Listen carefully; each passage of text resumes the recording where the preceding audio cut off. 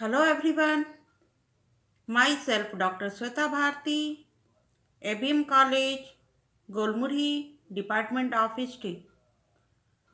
आज मैं सेमेस्टर 3 के बच्चों के लिए पेपर 5 का टॉपिक लेकर आई हूँ, जो जनरल कोर्स DSC सेमेस्टर 2 के बच्चों के लिए भी समान रूप से उपयोगी है। पिछले वीडियो में हमने महमूद गजनबी के आक्रमण के विषय में चर्चा की थी। आज का हमारा टॉपिक है मोहम्मद गौरी के भारत पर आक्रमण।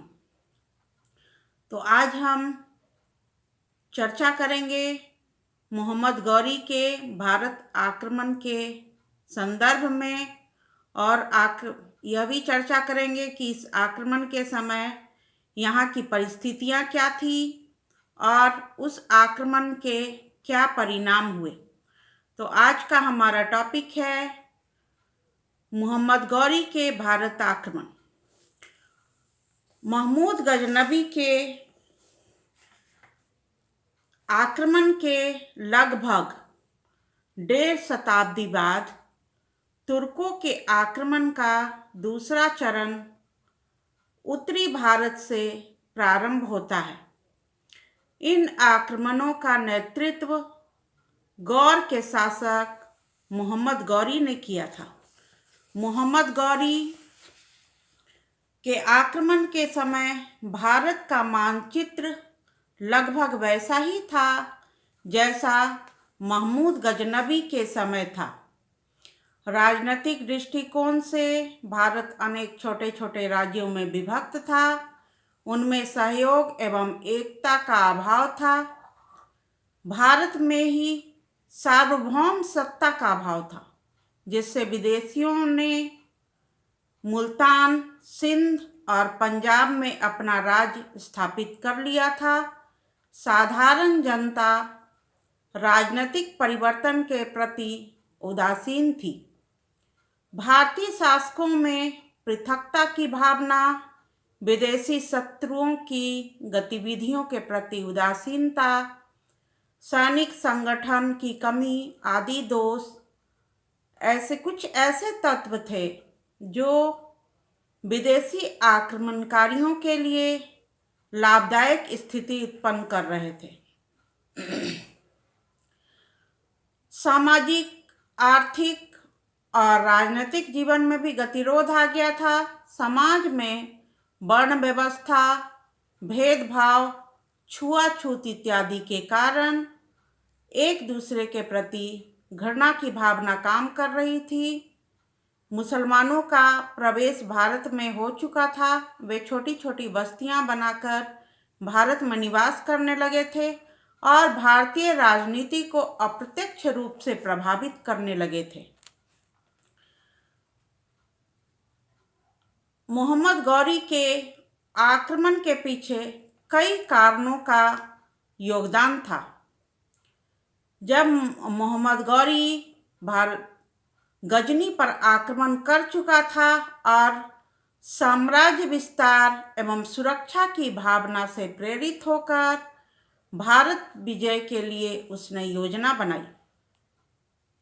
इसके पीछे बहुत सारे कारण हैं। तो उसका प्रमुख कारण यह था कि मोहम्मद गौरी घोर साम्राज्यवादी था। वह महत्वाकांक्षी था और साम्राज्य विस्तार करना उसका मुख्य लक्ष्य था। साम्राज्य विस्तार करने से शासक की शक्ति एवं प्रतिष्ठा बढ़ती है तथा उस युग की मान्यता के अनुरूप मोहम्मद गौरी ने भारत की ओर गौर साम्राज्य को बढ़ाने के उद्देश्य से आक्रमण किया। वह अपनी साम्राज्यवादी लालसा की पूर्ति करने के उद्देश्य से भारत पर आक्रमण किया था। मोहम्मद गौरी के आक्रमण का एक और प्रमुख कारण यह था कि मोहम्मद गौरी ने साम्राज्य विस्तार या साम्राज्य की सुरक्षा को ध्यान में रखकर भारत विजय की योजना बनाई थी। गजनी विजय के बाद गजनवी वंश के शासक खुसुक मलिक लाहौर में रहता था। लाहौर में रहकर वह अपनी शक्ति का विस्तार कर रहा था और वह कभी भी गजनी पर आक्रमण कर सकता था। गजनी विजय के बाद पंजाब को जीतकर मोहम्मद गौरी गजनवी वंश के अंतिम अवशेष को नष्ट कर देना चाहता था।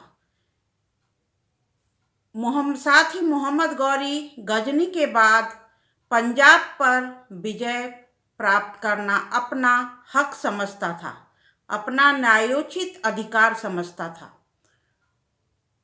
इसलिए गजनी की सुरक्षा को ध्यान में रखते हुए भी उसने भारत पर आक्रमण की योजना बनाई।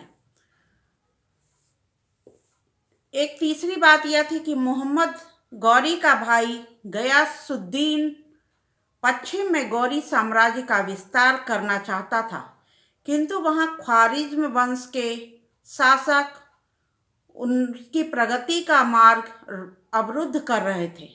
ऐसी अवस्था में मोहम्मद गौरी को साम्राज्य विस्तार की लालसा को पूरी करने के लिए भारत विजय की योजना को प्राथमिकता देनी पड़ी।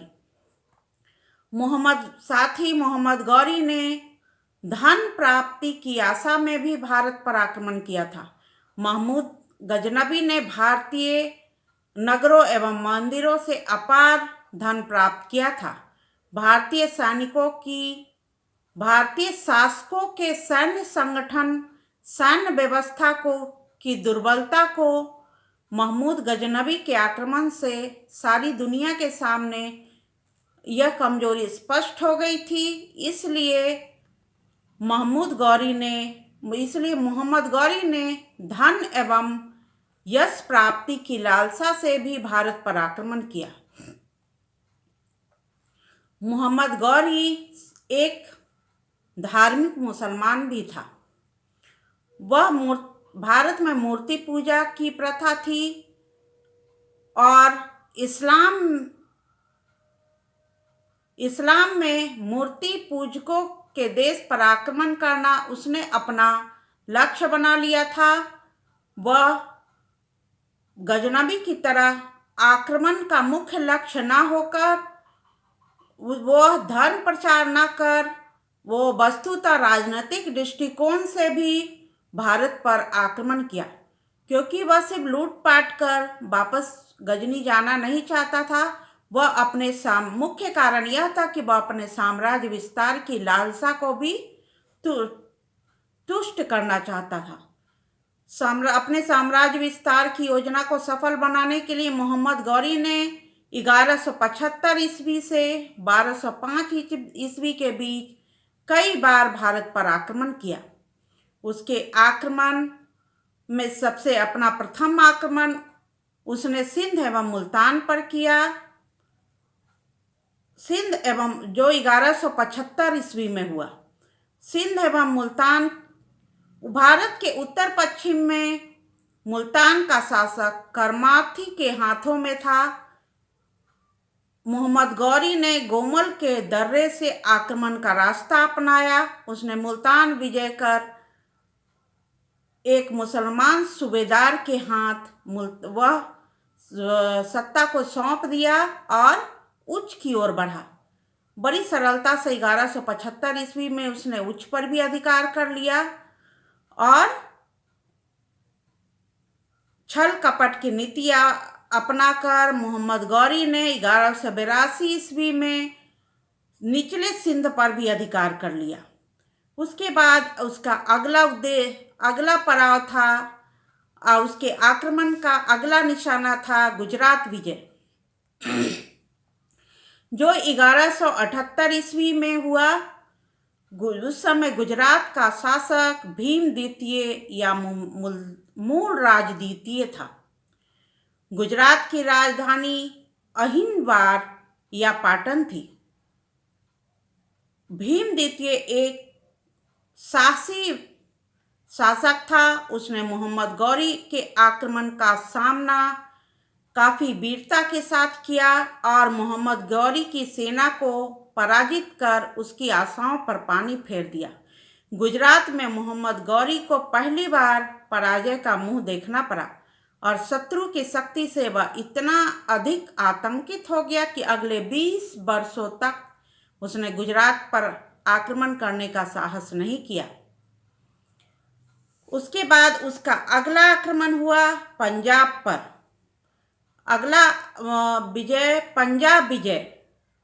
गुजरात की पराजय के बाद मोहम्मद गौरी ने अनुभव किया कि सिंध तथा मुल्तान के रास्ते भारत में प्रवेश करना उसकी एक भूल थी। इसलिए 1185 ईस्वी में उसने मोहम्मद गौरी ने लाहौर पर आक्रमण किया।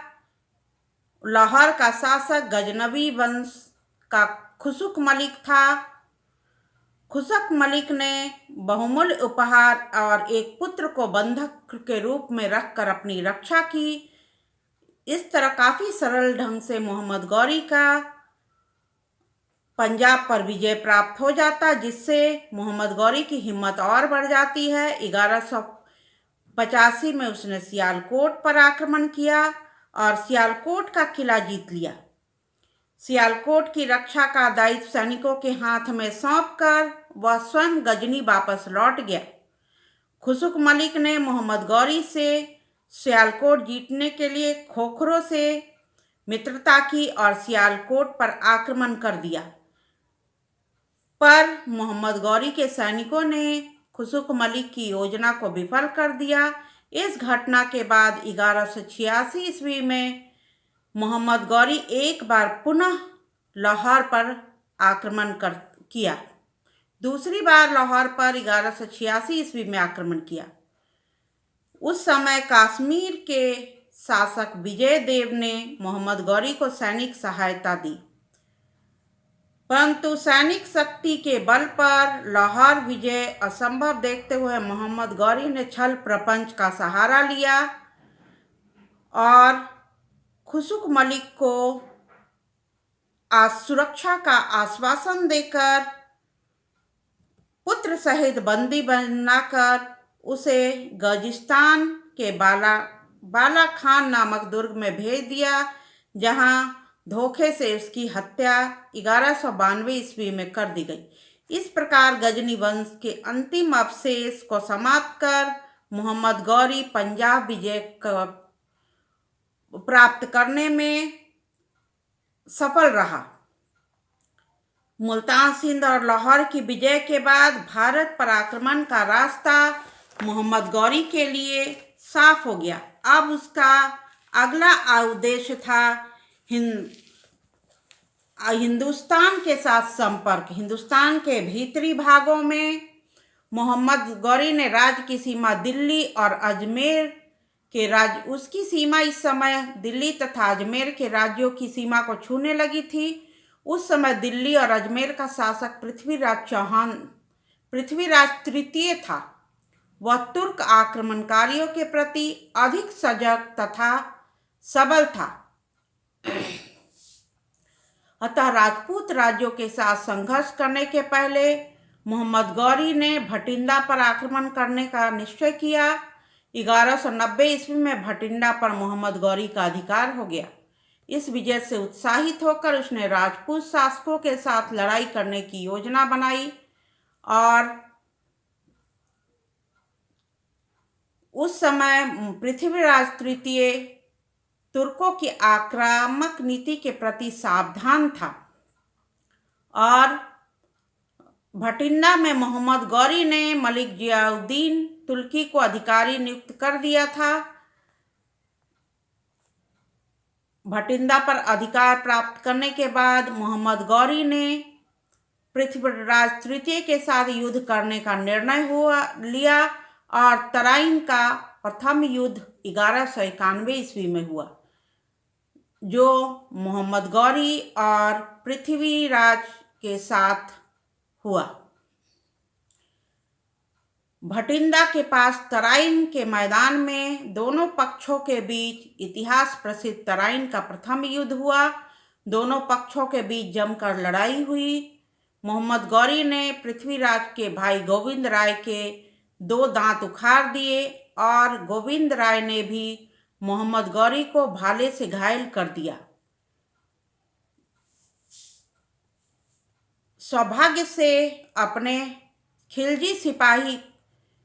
कुछ खिलजी सिपाहियों की सहायता से मोहम्मद गौरी अपनी जान बचाने में कामयाब रहा और इस युद्ध में मोहम्मद गौरी बुरी तरह पराजित हुआ। मोहम्मद गौरी प्राण बचाकर अपने देश वापस लौट गया। डॉक्टर ईश्वरी प्रसाद के अनुसार इससे पहले कभी मुसलमानों को हिंदुओं ने इस प्रकार खदेड़ा नहीं था। भटिंडा के दुर्ग पर पृथ्वीराज को अधिकार करने में 13 महीने का समय लगा।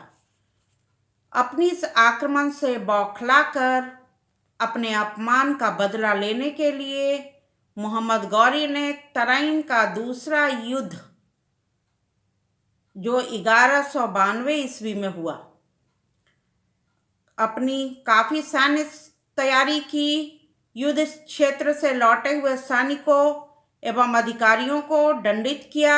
1 वर्ष तक युद्ध की तैयारियां करता रहा और पूरे तामझाम पूरी तैयारियों के साथ भारत की ओर प्रस्थान किया। इधर पृथ्वीराज तृतीय भी चुप नहीं बैठा था। वह भी अपनी सैन्य तैयारी में था। 1192 ईस्वी में तराइन के मैदान में घमासान युद्ध हुआ। मोहम्मद गौरी सुरक्षात्मक एवं आक्रामक नीति का सहारा लेते हुए युद्ध में विजयी हुआ। राजपूत काफी वीरता एवं साहस के साथ युद्ध किए, लेकिन राजपूतों की वीरता और साहस कोई काम ना कर सका। गोविंद राय और खांडे राव जैसे प्रसिद्ध सरदार युद्ध भूमि में शहीद हो गए। पृथ्वीराज हाथी को छोड़कर एक घोड़े पर सवार हुआ और युद्ध क्षेत्र से भागने के प्रयास में ही बंदी बना लिया गया। पृथ्वीराज की हत्या के संबंध में विभिन्न इतिहासकारों द्वारा भिन्न भिन्न मत प्रकट किए गए हैं, परंतु हसन निजामी के अनुसार मोहम्मद गौरी पृथ्वीराज को बंदी बनाकर अजमेर ले गया। उसने मोहम्मद गौरी की अधीनता स्वीकार कर ली, परंतु यह एक ऐतिहासिक घटना है। इसमें कितनी सच्चाई है कहा नहीं जा सकता। तराइन युद्ध के द्वितीय युद्ध की गणना भारत के निर्णायक युद्धों में की जाती है। तराइन के द्वितीय युद्ध में पृथ्वीराज की पराजय से न केवल चौहानों की साम्राज्यवादी शक्ति क्षीण हुई, बल्कि संपूर्ण भारत के विनाश का कारण बन गया। इस प्रकार मोहम्मद गौरी के आक्रमण के पश्चात राजपूतों पर भी मोहम्मद गौरी की विजय हुई। अब हम क्या कारण थे, इस आक्रमण का क्या परिणाम हुआ, इसको हम लोग देखेंगे। मोहम्मद गौरी के आक्रमणों के परिणाम अत्यंत महत्वपूर्ण सिद्ध हुए और महमूद गजनबी के आक्रमणों की तुलना में इनका रूप अधिक रचनात्मक सिद्ध हुआ। यह परिणाम तात्कालिक एवं दीर्घकालिक रूप से काफी लंबा चला। तात्कालिक प्रभाव राजनैतिक, प्रशासनिक और आर्थिक क्षेत्र में प्रकट हुए, जबकि दीर्घकालीन परिणाम सांस्कृतिक और सामाजिक जीवन के क्षेत्रों में प्रकट हुए। इन मोहम्मद गौरी के आक्रमणों के परिणाम स्वरूप भारत में एक नए राज्य की स्थापना हुई, जो दिल्ली सल्तनत के नाम से विख्यात हुआ। इस राज्य ने उत्तरी भारत में पुनः राजनीतिक एकता की स्थापना में योगदान दिया। अब पंजाब से लेकर बंगाल तक उत्तरी भारत का मुख्य भाग का एक संगठित केंद्रीय प्रशासन के अधीन आया और हर्षवर्धन की मृत्यु के पश्चात जो राजनीतिक विघटन आरंभ हुआ था, उसका अंत हुआ। इस आक्रमण से राजपूतों की सत्ता का अंत हो जाता है और तुर्कों की सत्ता उत्तरी भारत में स्थापित हो जाती है। तुर्क शासकों ने कुछ नई परंपराएं, कुछ राजनीतिक संस्थाएं भारत में विकसित की, जिनसे कि भारत के राजनीतिक जीवन में भी बहुत कुछ मौलिक परिवर्तन आए। प्रशासनिक क्षेत्र में तुर्क शासन की स्थापना से एक नया अध्याय शुरू हुआ। राजपूत काल की विकेंद्रीकृत शासन प्रणाली के स्थान पर अब एक केंद्रीयकृत शासन प्रणाली का विकास हुआ और निरंकुश राजतंत्र और अति केंद्रीयकृत शासन प्रणाली की स्थापना उत्तरी भारत में संभव हुई।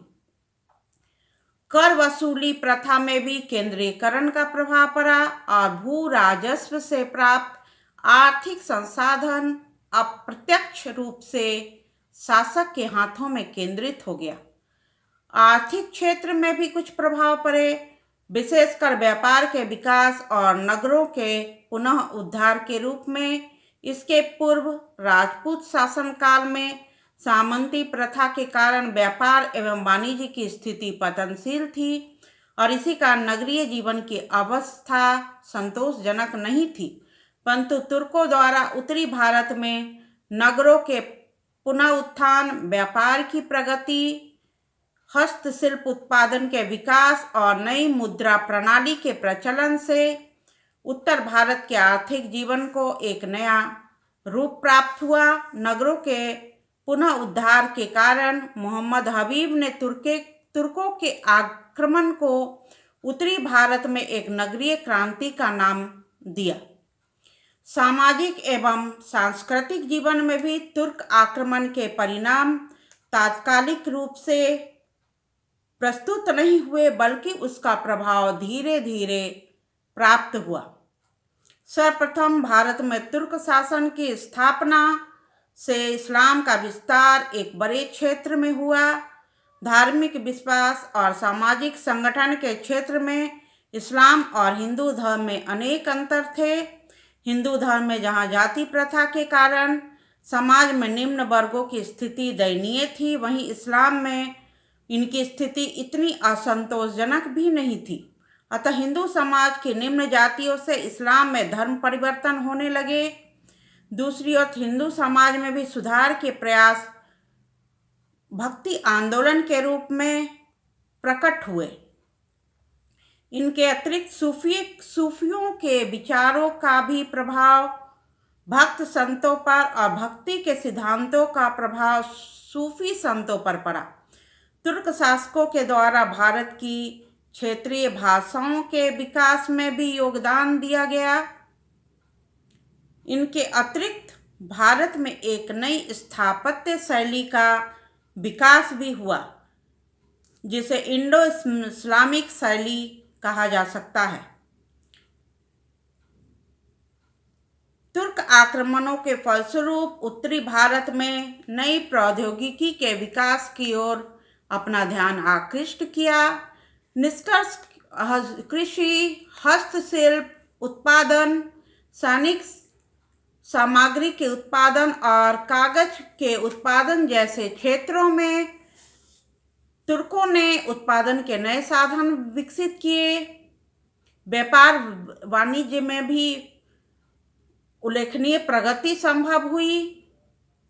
कागज के उत्पादन में वृद्धि के कारण लिखित रचनाओं की संख्या में वृद्धि हुई। चित्रकला में भी नए प्रयोग हुए।